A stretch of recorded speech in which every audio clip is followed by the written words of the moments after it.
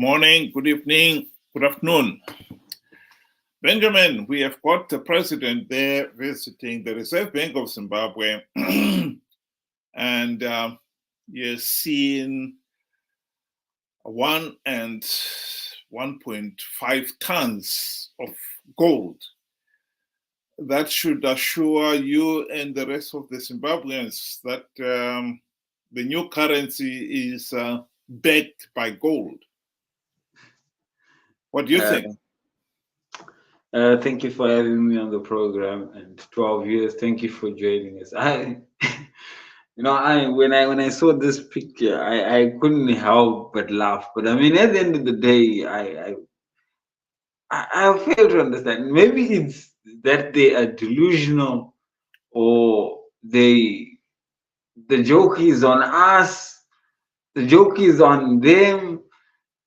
It's one has got to give at least. I think you are on the eve of making a major decision. I mean, changing currencies or updating your currency is a big thing, and the number one thing is you want to have consumer confidence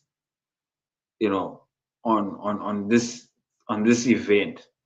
Then you go and show, and unless if it's there's a reserve within the Reserve Bank. But if that is all, I'm sure you just don't want to show people this is what you're going to be backing up their money for.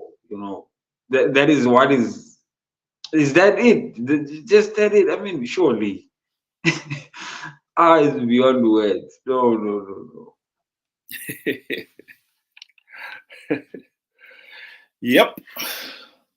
I have to admit it that it is amazing that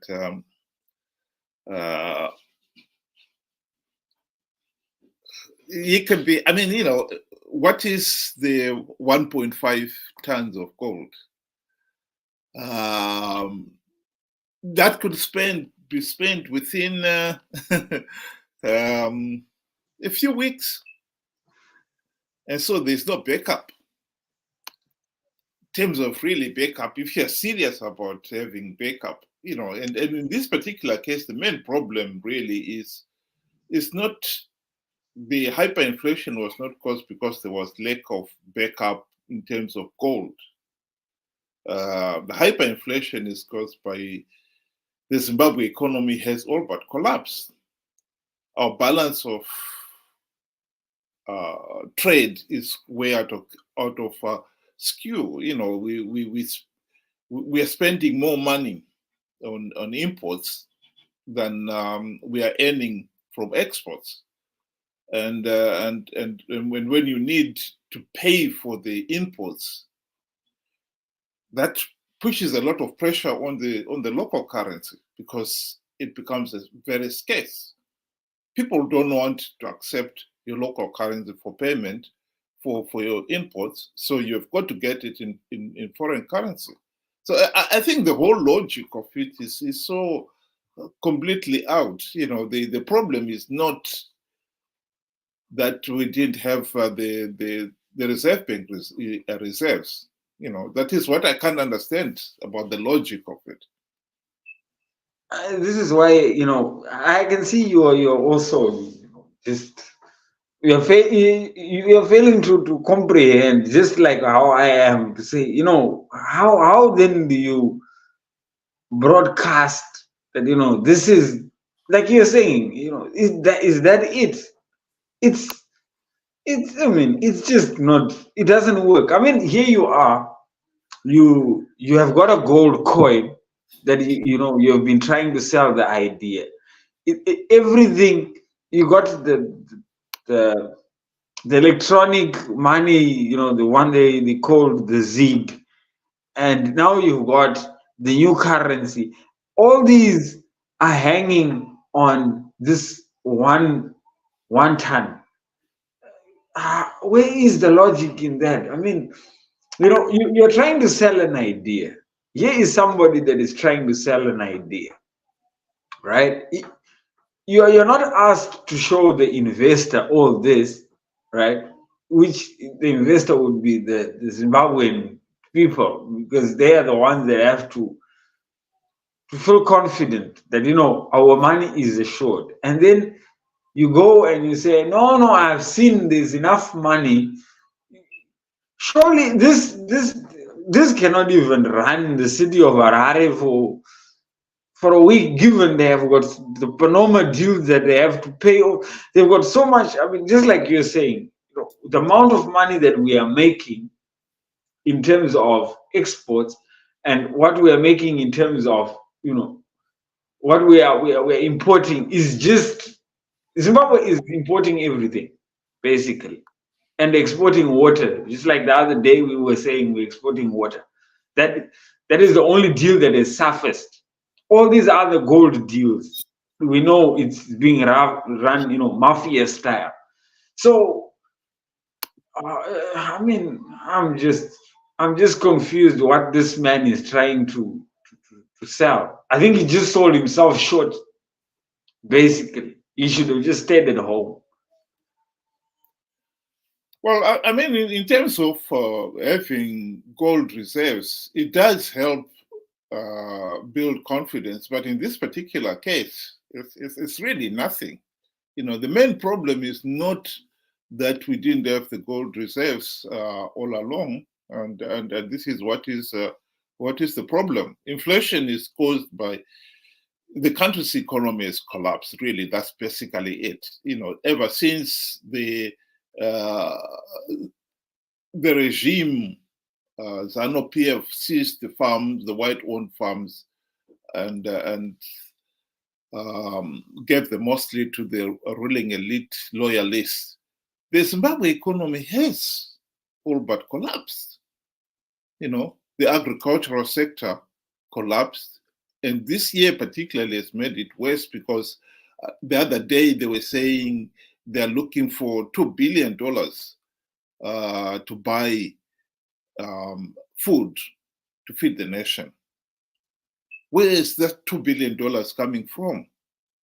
The gold in the vault at the Reserve Bank alone, even if it was to be dedicated for that, is not enough to pay for it. And the other problem that is causing inflation is, of course, this rampant looting that has become part and parcel of our culture, and that is what should be considered.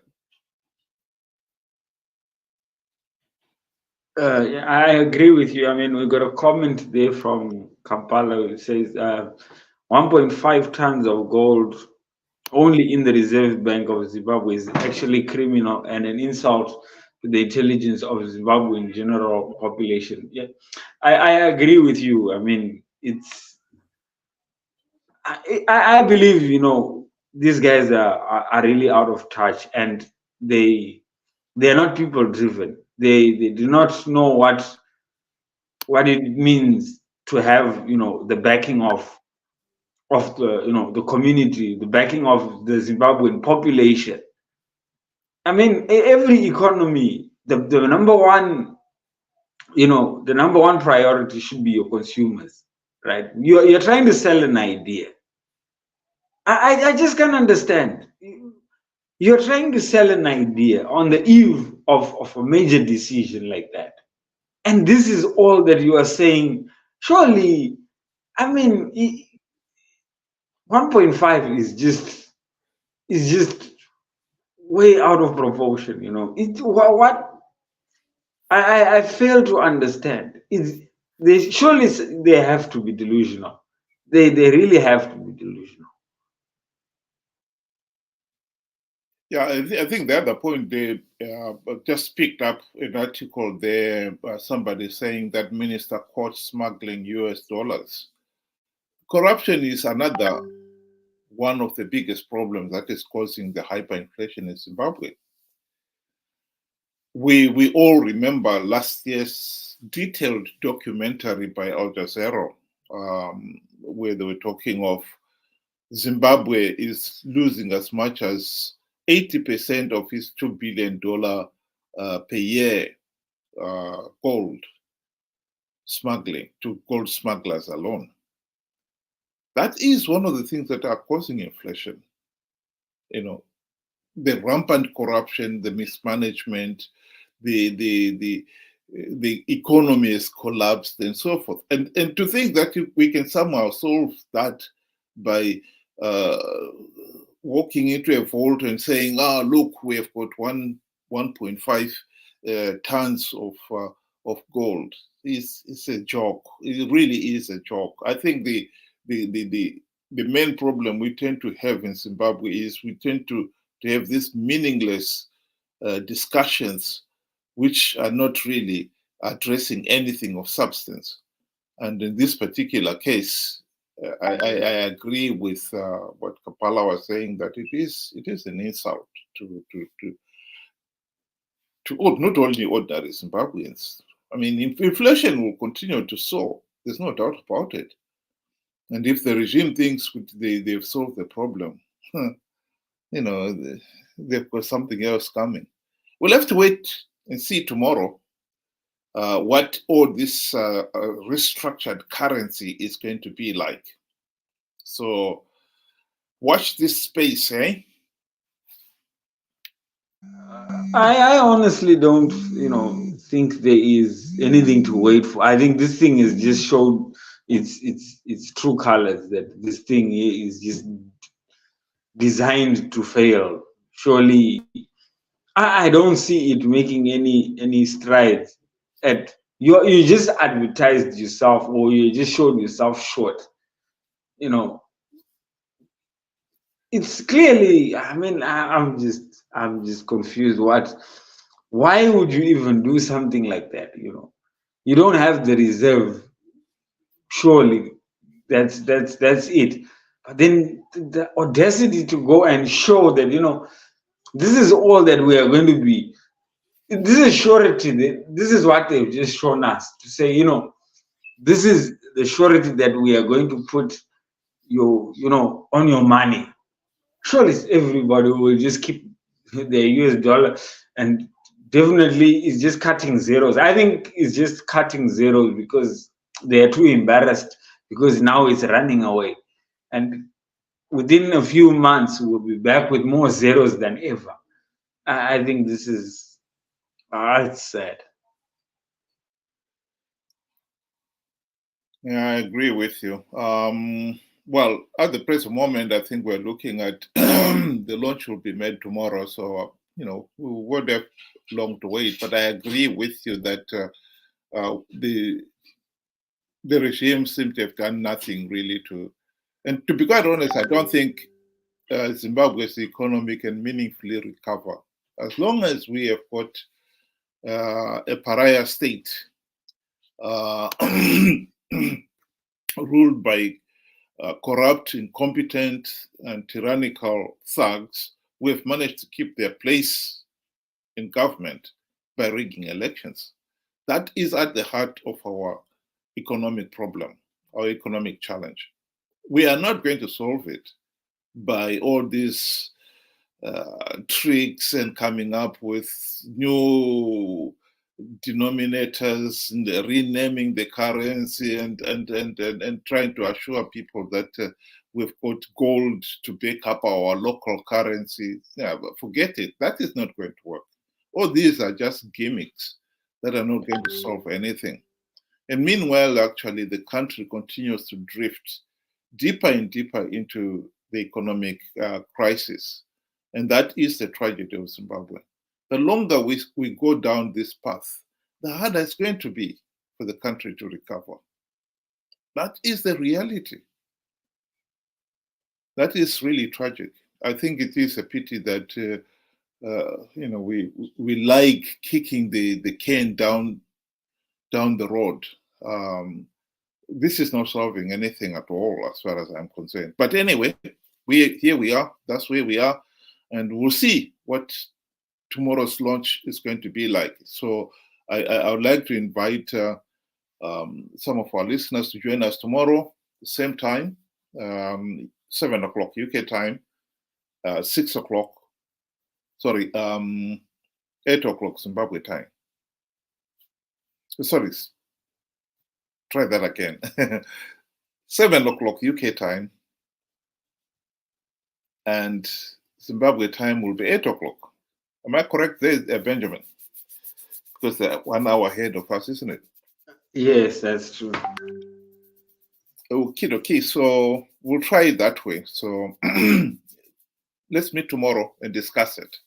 Thanks again, Benjamin, for joining us tonight. It was a pleasure, and thank you to our viewers for joining. Thank you. Good night.